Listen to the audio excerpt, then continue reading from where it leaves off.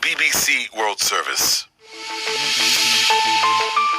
Hello, I'm Emilio San Pedro, and in the early hours of Monday, the 20th of January, these are our main stories.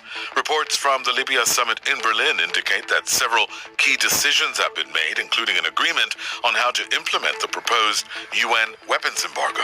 If a ceasefire isn't adhered to and agreed and the conflict continues, we really fear that up to 800,000 more people could become displaced and 1.5 million people impacted by the conflict. We'll get the details from our correspondent in Berlin.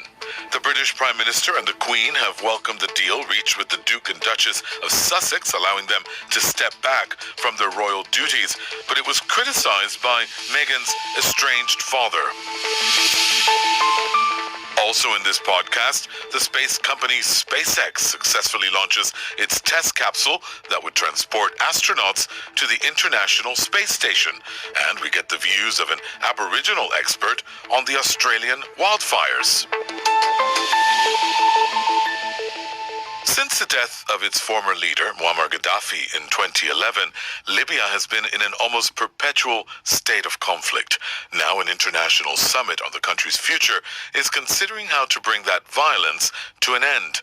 The meeting in Berlin has brought together many world leaders, as well as the Prime Minister of the UN-recognized government, Fayez al-Sarraj, and his rival General Khalifa Haftar, who's been trying to take the capital, Tripoli.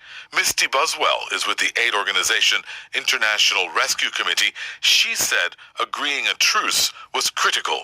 We've seen just since April 150,000 people displaced, including 90,000 children. If a ceasefire isn't adhered to and agreed and the conflict continues, we really fear that up to 800,000 more people could become displaced and 1.5 million people impacted by the conflict. Well, just after the summit news conference, I got the latest from our correspondent, Jenny Hill, in Berlin. Angela Merkel has appeared at a press conference to say that the leaders of more than 10 countries who've been at this summit today have agreed that foreign powers will no longer send weapons, troops or money to support the warring factions in Libya. Now, on the face of it, that sounds like a huge achievement. Actually, here in Berlin, officials reckon that the fact they've managed to get the key players into the room to talk together is an achievement in itself.